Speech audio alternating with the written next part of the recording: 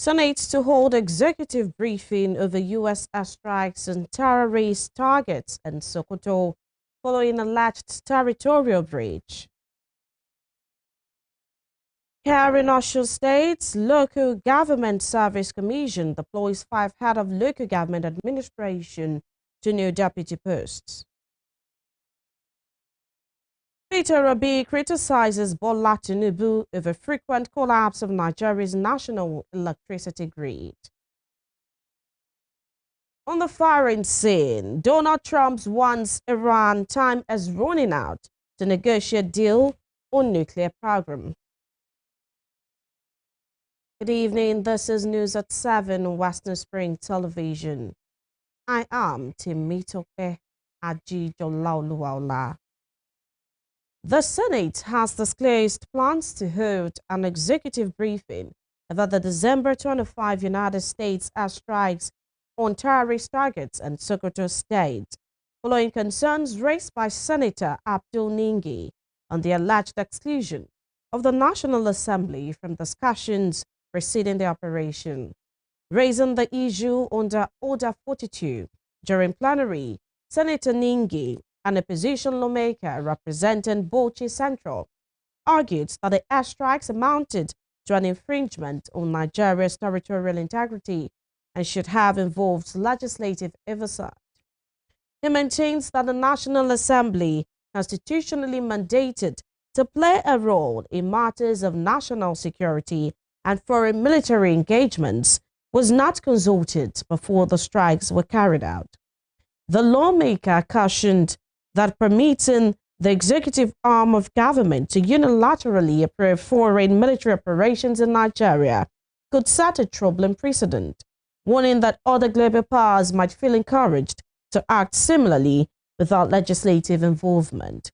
In his response, Senate President Godswill Akpabio said the Senate leadership had already made arrangements to brief lawmakers in an executive session, but was unable to do as planned. Times in December, the United States of America, via its military, took a hit into Nigerian territory,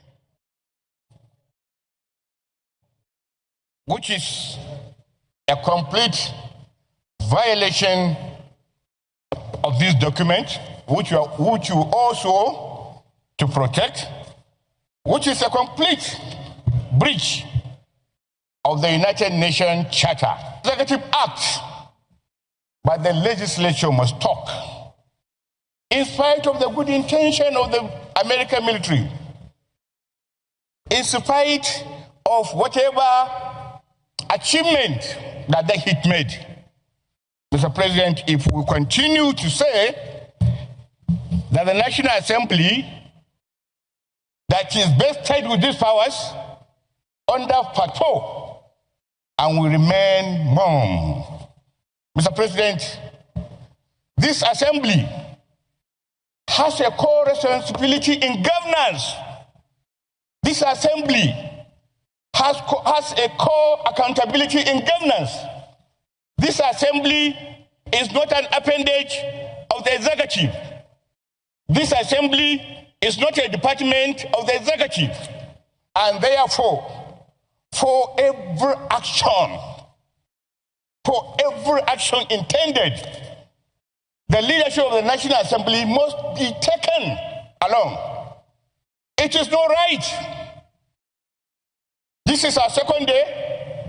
We have not heard from the chairman of the National Assembly as regards to this serious matter. If we allow this matter to go on like this, the American government is not the only powerful military on the face of the earth. If we begin to dilly-dally with this, the Russians wanted something and we refuse, they can take a hit because they are very powerful, they can reach us. The United States Army, military, if we deny them their interests, they can take a hit. The Senate has deferred consideration of the report on the Electoral Act 2022 Repeal and Enactment Bill 2026, resolving to reconvene in an executive session to scrutinize the proposed legislation before taking a final decision. The decision followed deliberations on the report of the Senate Committee on Electoral Matters during plenary, which took place in the absence of the committee chairman, Simon Lalong. Lawmakers agreed to step down debate on the report to allow senators time to study the bill in detail, with consideration now expected to resume on Thursday. Although the House of Representatives has already passed the bill, Senate President Godswill Akpabio underscored the need for thorough scrutiny, given the bill's implications for the nation's electoral process. According to the committee's findings, a clause-by-clause analysis of the bill indicates that enacting the legislation would leave Nigerians with an enduring legacy of electoral integrity, enhance transparency, and boost public confidence. The committee recommended that the Senate consider and pass the Electoral Act Repeal and Enactment Bill 2025 as amended, noting that the reforms would expand voter participation, safeguard against electoral fraud, and strengthen annexed institutional capacity. Still at the National Assembly, the Senate President Godswill Akpabio has dismissed claims that Nigeria's newly implemented tax laws were altered, insisting that the versions signed into law remain intact and unadulterated. Akpabio made the clarification during plenary on Wednesday, following speculations that multiple versions of the tax laws were in circulation. He subsequently directed the clerk of the Senate to distribute the certified copies of the acts to all senators, stressing that the documents must not be released to unauthorized persons. Here in Osun State, the Local Government Service Commission has announced the deployment of 5 heads of local government administration to new duty posts as the struggle for the control of council areas in the state deepened. This is contained in a letter announcing movement of the affected local government career heads from their previous duty post to the new ones dated January 26, 2025, signed by the Permanent Secretary, Mudashiru Oyedeji. The commission, though, did not state reasons for changing the affected HLAs. However, one of the council areas that will have a new career head is Borikpe Local Government, where the immediate past governor, Adegboyega Oyetola, hails from. According to the letter detailing the new postings, Yakubu Oni, currently serving in Irewole North East Local Council Development Authority, has been moved to Borikpe Local Government area. According to the letter, all the 5 new HLAs were moved from the Local Council Development Authority to main council areas. The Accord Party chairman in Osun State, Victor Akande, has said the People's Democratic Party, PDP, will not be on the ballot paper for the forthcoming governorship election in the state. Akande stated this on Wednesday in Osogbo, the state capital, while featuring on the Frontliners, a media interactive program organized by a group called Veteran Journalists Association in Osun State. But in a swift reaction, the Osun PDP caretaker secretary, Seyi Bamidele, described Akande's claim as a joke taken too far. Bamidele declared the PDP will appear on the ballot for the poll, as the party has met all conditions to be among those that would be cleared to participate in the election. The Accord Party chairman, who dismissed the claim that another faction of the party was in existence in the state, added that those demanding the registration of Accord Party should be disregarded. Speaking on the party's plan ahead of the governorship poll, Akande said Accord Party has inaugurated grassroots mobilizers that will take Adeleke's re-election campaign to every corner of the state. We are doing everything within our capacity to make sure that every person in Osun State know for sure that Ademola Adeleke, a performing governor, Mr. Tokandu, is now in a court party. And regarding the issue of umbrella, to the best of my knowledge, umbrella is not going to be on the ballot paper in August 8, 2026. So, to the best of my knowledge, as of now, umbrella is not going to be on ballot paper. What people will be looking for is the thumb, number 1 on the ballot paper. And that is what we are trying to sell out to people of Osun State. Regarding the good work that Mr. Governor is doing, that is feasible, even to the blind, that Ademola Adeleke has performed beyond expectation. Because in 2022, I was one of those who said that Ademola Adeleke cannot do anything. But now, I've swallowed all what I said, because he has performed beyond anybody's expectation. Our governor is a performing governor. He's dancing. The man is dancing. In the meantime, the federal government has unveiled plans to deploy military veterans to help secure Nigeria's ungoverned spaces as part of strategies to strengthen national security and drive economic activities in conflict-affected areas. This follows the inauguration of an 18-member committee by the Minister of Defense, Christopher Musa, tasked with reclaiming ungoverned spaces for economic viability and repositioning the Nigerian Legion Corps of Commissionaries and veterans. A statement on Wednesday by the ministry's Deputy Director of Information, Andalene Chukwu, on behalf of the Director of Information and Public Relations, said the committee was inaugurated on Tuesday at the Ministry of Defense headquarters, Abuja, with the minister represented by the Permanent Secretary, Richard Fulangwa.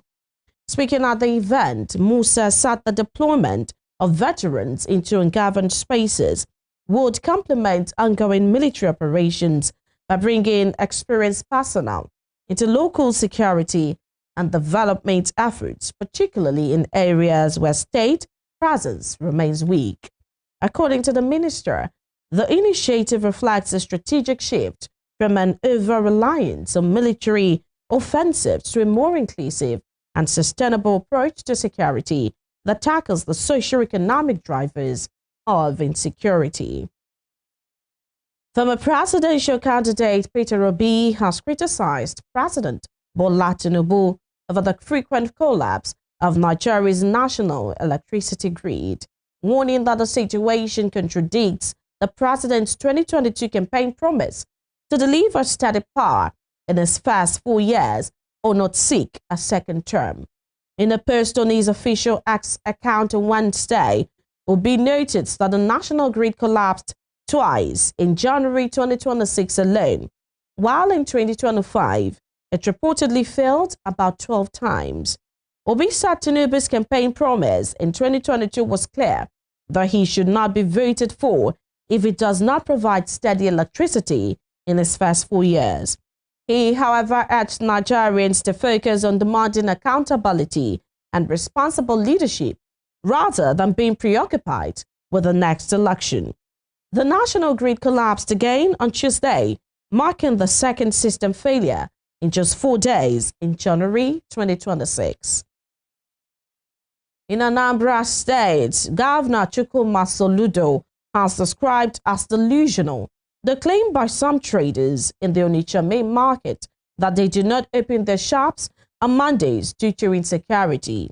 Soludo maintained that the sit-at-home order entered in Anambra State in 2023, calling the continued failure of most traders to open their shops on Mondays an act of economic sabotage. Soludo argues that if the same traders could go to the stadium on Mondays to play, exercise on the roads, or engage in street trading, they could just as well open their shops. On Monday, the governor orders that the major southeast market be shut down for 1 week due to traders' perceived compliance with the Monday sit-at-home order by non-state actors. He also warns that if traders failed to open at the end of the 1-week shutdown, the market will be closed for another week and subsequently for longer periods. Community leaders and displaced residents on Wednesday converged on the Ikeja underbridge area of Lagos to protest the ongoing demolitions and alleged forced evictions in waterfront and low-income communities, including Makoko, Owode-Oniri, and Oworonshoki. The protesters accused the Lagos state government of carrying out demolitions without adequate notice, compensation, or resettlement plans for affected residents. Reports say demonstrators occupied strategic sections of the underbridge, drawing the attention of commuters and motorists flying their busy Ikeja exits. Some protesters also displayed photographs showing displaced, demolished homes and displaced families, while others held placards bearing names, images of children and elderly persons allegedly affected by the demolitions. Chanting solidarity songs and slogans, the protesters repeatedly called on Governor Babajide Sanwo-Olu to halt further demolitions and engage affected communities in dialogue. According to the protesters, communities such as Makoko, Owode-Oniri, and Oworonshoki have existed for decades and should be upgraded through proper urban planning rather than destroyed. Tó bá ṣe ẹgbẹ̀lọ́dọ̀, tó bá ṣe dóṣẹ̀dó, tó bá mú ọlọ́gọ́ de wa, ló bá mú òwe lọ́yìn ọdún dẹ́gẹ̀ wa, olóńgọ̀ ń ṣe wọ́n lónìí. Yé mú òjò. I spent over 3 years to build this school. This is a structure that accommodates 650 children. When we bring them in, we give them food, we teach them and we drop them back. So they want to demolish it when we don't have anywhere to go. They did not give us any letter. They did not try to have a meeting with us where we have a relocation plan, nothing like that.